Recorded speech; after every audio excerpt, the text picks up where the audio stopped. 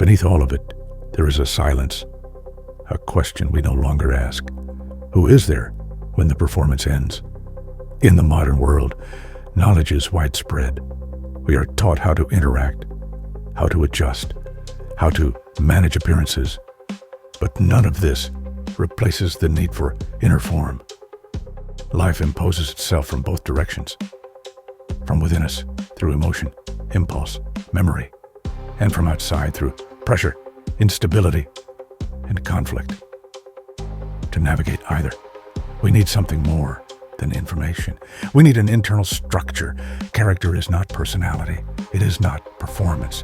It is the foundation that allows a person to endure change without collapsing.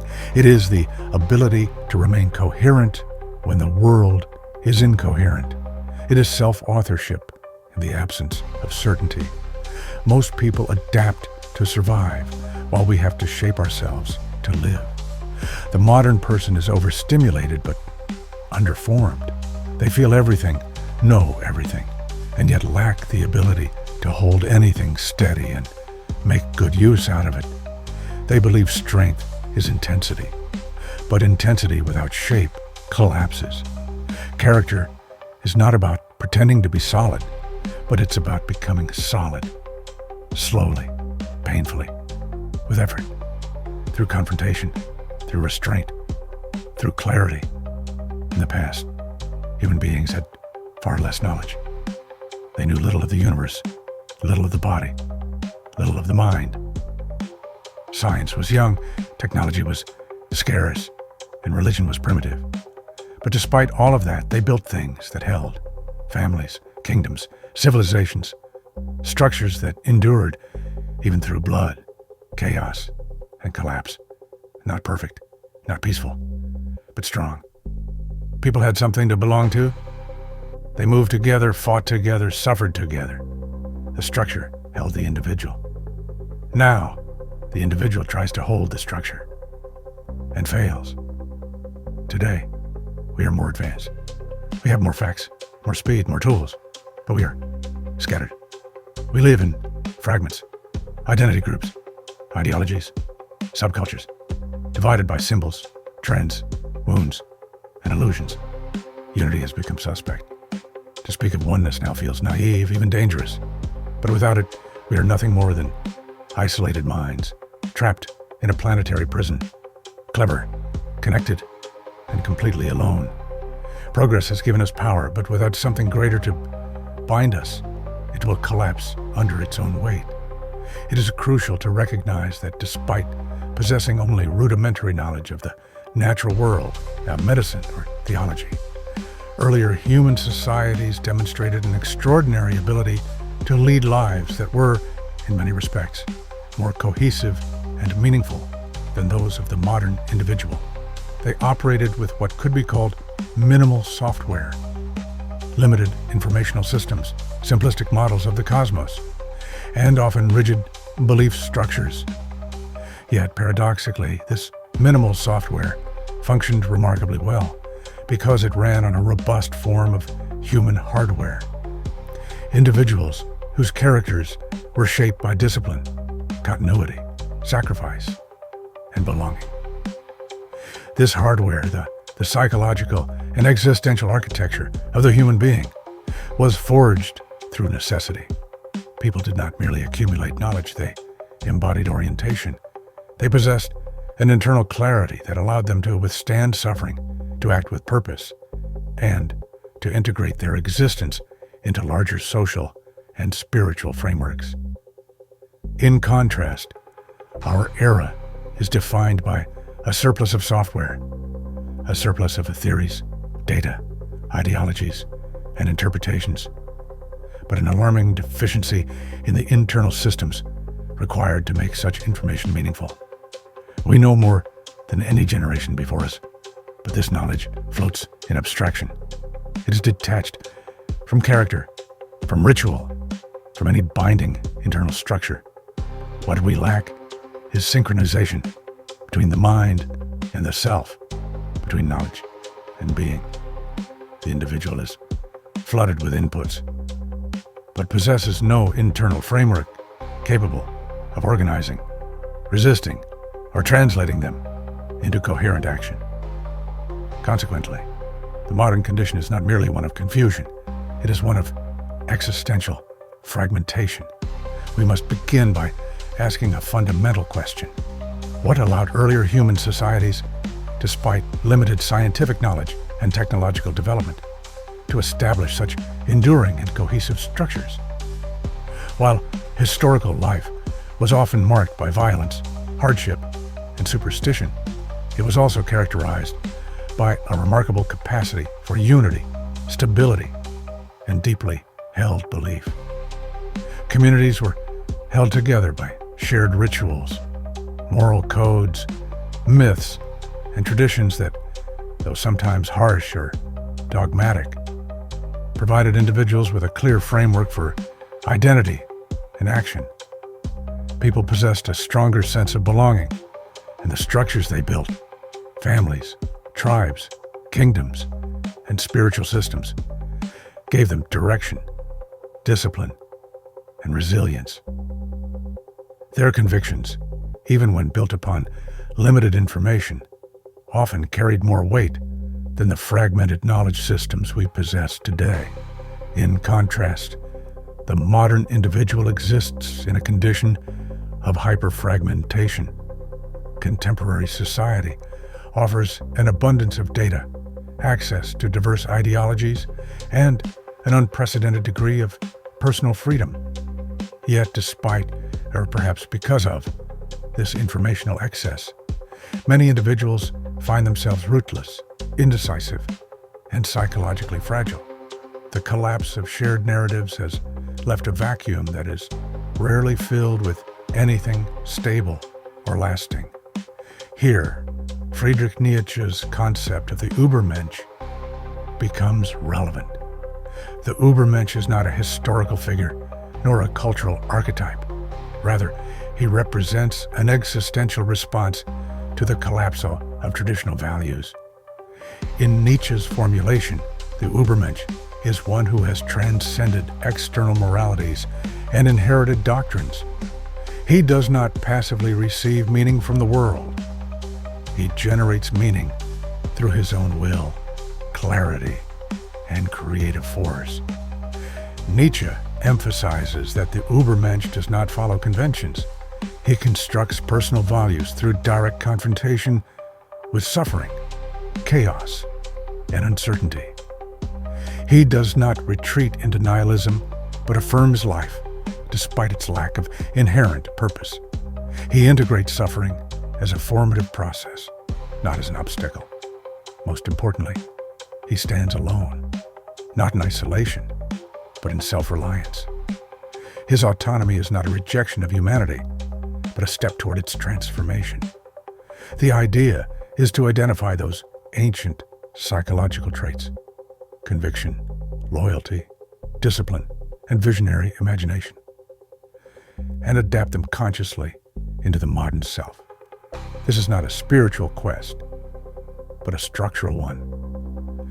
By cultivating the internal traits that allow the individual to remain coherent in the face of disorder, one may begin to approach the ideal Nietzsche envisioned, not in abstraction, but in live practice.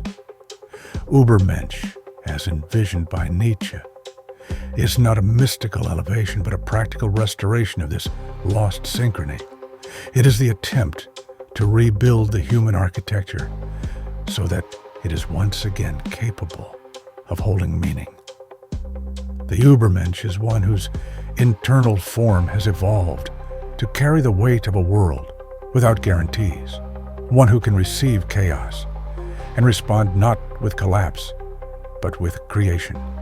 Therefore, the task at hand is twofold. First, we must diagnose the failure of our time, a surplus of knowledge without integration. Second, we must reintroduce into ourselves the conditions under which human meaning can take root, not through dogma, but through the cultivation of a form robust enough to carry truth, however temporary or unstable it may be. Only then can we begin to transform information into wisdom and existence into life. The urgency of restoring internal structure in 2025 arises from a fundamental mismatch between the evolution of knowledge and the stagnation of the self. In earlier epochs, the human being operated within a relatively simple informational framework centered around myth, religion, and natural limitation.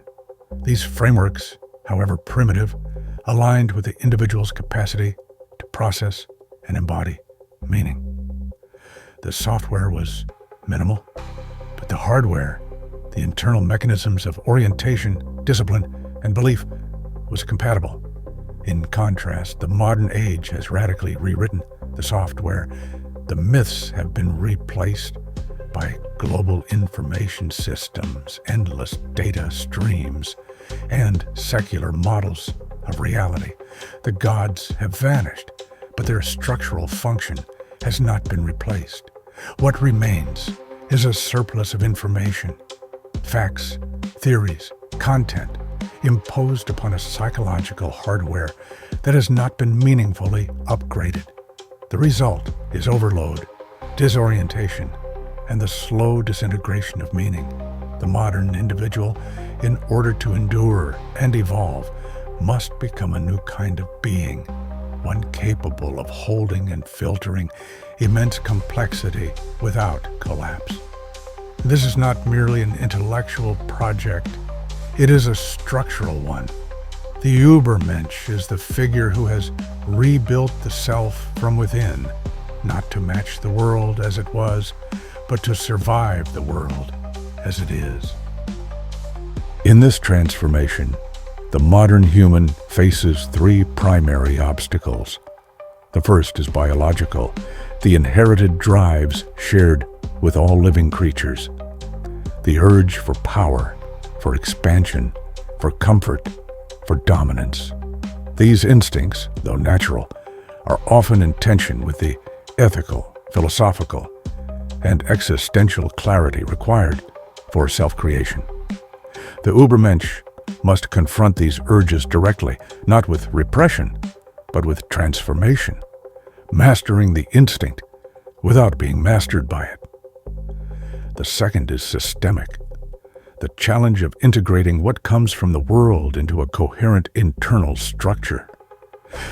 The modern individual is constantly exposed to external forces, not only information and ideology, but also emotion, distraction, conflict, and instability.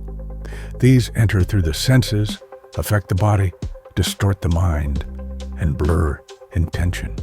Without an inner system to filter, translate, and respond to this influx, the individual becomes reactive, directionless, and overwhelmed. The Übermensch is the one who does not merely absorb the world, but processes it, who transforms external pressure into internal clarity and external chaos into inner form. The third is expressive, the challenge of response, of what the individual sends outward into the world. This is the synthesis of inner structure and external awareness. Every word spoken, every action taken, every silence chosen becomes a form of expression. And in an age defined by performative speech, digital avatars, and ideological noise, the ability to respond with integrity has become increasingly rare. The Übermensch must take responsibility not only for what he is and what he receives, but for what he emits, for his contribution to the world's disorder or its reordering. His output must be deliberate, grounded, and true to the form he has shaped within himself. Thus, the project of becoming the Übermensch today is neither mythic nor theoretical. It is the necessity of building a self capable of enduring, interpreting, and responding within a world that no longer provides orientation. It is not a return to the old gods, nor a rejection of progress, but the conscious construction of a human form adequate to the age. It is essential to understand that the Übermensch is not bound by conventional morality. The project described here is not a discourse on good and evil, virtue and vice, or the approval of society. It is concerned with form, with structure, with coherence, with the ability to remain intact under pressure. The Übermensch is not morally superior. He is existentially stable. This stability is not synonymous with emotional detachment or brutality. To be unshakable does not mean to be cold. In fact, true stability may express itself in warmth and beauty, in profound acts of care and restraint. What defines the Übermensch is not the tone of his action, but the depth from which it arises. Not what he does, but what he stands upon when he does it. He may choose kindness. He may choose silence. He may choose confrontation. But whatever he chooses from within a form that does not fracture in the face of contradiction, fear, or uncertainty. In this sense, the Übermensch is not a symbol of dominance, but of sovereignty. He is not above others by force, but beyond the collapse that swallows most. He does not follow values handed down from external systems. He creates values by the very act of becoming the one who can carry them.